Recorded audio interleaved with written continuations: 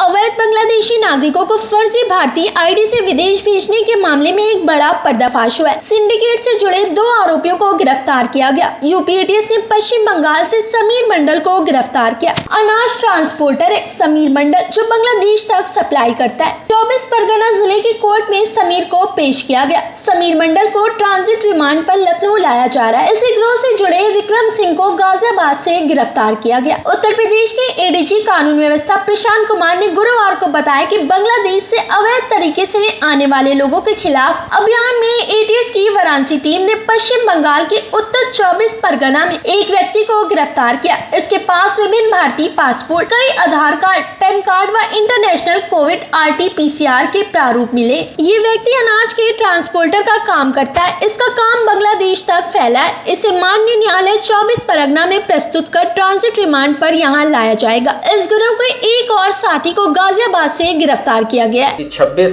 अक्टूबर को UP ATS के द्वारा ही एक भारतीय तथा 3 बांग्लादेशी कुल 4 लोगों की गिरफ्तारी की गई थी और इनको पुलिस कस्टडी रिमांड में लेके जब वेस्ट बंगाल ले जाके टूर एंड ट्रैवल कंपनी जिसके थ्रू ये फर्जी दस्तावेज इत्यादि तैयार करते थे, वहाँ की तलाशी ली गई तथा वहाँ से महत्वपूर्ण दस्तावेज तथा सीसीटीवी के DVR इत्यादि भी बरामद किए गए हैं। जो विक्रम सिंह है, इसका मुख्य कार्य पासपोर्ट तैयार हो जाने के बाद, जो कि पासपोर्ट तैयार कराने का काम समीर मंडल और उसके अन्य साथियों का है, उसके हो जाने के बाद से कूट रचित दस्तावेजों के आधार पे वीज़ा तैयार करना है और विक्रम सिंह इस कार्य में लगभग 2016-17 से लिप्त है। पूछताछ पर, अभी तक की पूछताछ पर यह भी प्रकाश में आया है कि करीब 7 महीने पहले विक्रम फेसबुक के माध्यम से रतन मंडल, जो कि 26 अक्टूबर को यहाँ उत्तर प्रदेश पुलिस के द्वारा पकड़ के जेल भेजा जा चुका है, के संपर्क में आया था और उसके बाद से वीज़ा बनवाने इत्यादि के कार्य में ये लगा था। यहाँ महत्वपूर्ण बात यह भी है कि विक्रम के द्वारा जो वीज़ा बनाने के लिए बैंक डिटेल इत्यादि देने होते हैं कागजात, उसको भी ये कूट रचित तरीके से तैयार करता था। इसका मतलब ये है कि अगर कोई भी आदमी विदेश जाना चाहता है तो उसके पास कुछ पैसा उसके अकाउंट में होना चाहिए और पैसा न रहने के केस में भी वो कुछ लोगों से मिलके इस चीज़ों को दिखाता था कि इनके पास पैसे रहते हैं और उसके बाद से जब सारे दस्तावेज मिल जाते थे तो एयरपोर्ट से भी ये उनको सेफ पैसेज के लिए फैसिलिटेट करता था।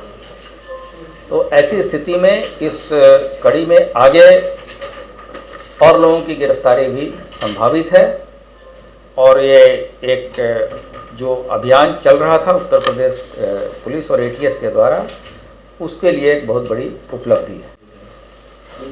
बांग्लादेश के माध्यम से आ रहे हैं जो विदेशी नागरिक हैं, उनके विरुद्ध जो अभियान उत्तर प्रदेश पुलिस ने चला रखा है, उसमें एक महत्वपूर्ण सफलता हमारी जो एटीएस की टीम है उसको कल लगी और उस क्रम में उत्तर प्रदेश एटीएस की वाराणसी टीम के द्वारा उत्तर 24 परगना पश्चिम बंगाल से एक व्यक्ति समीर मंडल पुत्र सुधीर मंडल को गिरफ्तार किया गया। इसके पास से इसके स्वयं के पासपोर्ट तथा भारी मात्रा में विभिन्न नामों और पतों के भारतीय पासपोर्ट, अलग अलग नामों के आधार कार्ड, पैन कार्ड तथा इंटरनेशनल कोविड-19 के जो RT-PCR के प्रारूप भी तैयार हालत में मिले। इसके अतिरिक्त निर्वाचन कार्ड, वोटर ID कार्ड जब्त किए गए। यह व्यक्ति अनाज के ट्रांसपोर्टर का कार्य करता है और इसका कार्य बांग्लादेश तक फैला हुआ है। इस व्यक्ति को माननीय न्यायालय 24 परगना में प्रस्तुत कर ट्रांजिट रिमांड पर यहाँ लाया जाएगा। इसी के साथ ही चूँकि पूर्व में सूचना हम लोग एकत्रित कर रहे थे, इस गिरोह का एक और साथी विक्रम सिंह पुत्र सरदार सिंह को गाजियाबाद उत्तर प्रदेश से गिरफ्तार किया गया, जिसके पास से 44,000 रुपये तथा एक मोबाइल फ़ोन बरामद हुआ।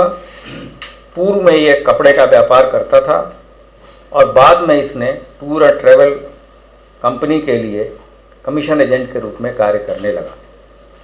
इन दोनों व्यक्तियों को यहाँ लाकर इससे गहरी पूछताछ की जाएगी। अभी इसके तात्कालिक जामा तलाशी से 12 पासपोर्ट मिले हैं और अभी पूछताछ ट्रांजिट रिमांड पर लाने के बाद से की जाएगी, तभी स्पष्ट संख्या बताई जा सके। कितने लोगों को सर अभी तक जेल भेजा जा चुका है इस पूरे रैकेट में, और कितना बड़ा ये सिंडिकेट रैकेट है? नहीं, ये जो मंडल बंधुओं का जो सिंडिकेट है, इसमें मैंने आपको बताया कि 4 लोग, जिसमें से कि एक मिथुन मंडल और 3 बांग्लादेशी थे, इनको 26/10 को भेजा गया और 2 व्यक्ति आज पकड़े गए हैं। और इसके पूर्व में भी हम लोगों ने कुछ ऐसे लोग पकड़े थे जिनसे कि गोल्ड की तस्करी की बातें आई थी, और चूंकि ये ह्यूमन तस्करी से संबंधित प्रकरण है, इसलिए ये मानव तस्करी से जुड़ा हुआ भी मामला है। कितने लोगों को भेज चुके हैं? कितने लोगों को भेज चुके हैं? ऐसे करीब 100 लोगों के रिकॉर्ड जो इनसे प्रारंभिक पूछताछ हुई है, तो ये चीज़ें प्रकाश में आई हैं और अभी जैसे जैसे विवेचना बढ़ेगी और गिरफ्तारियां होंगी तो आपको सभी को अवगत कराया जाएगा।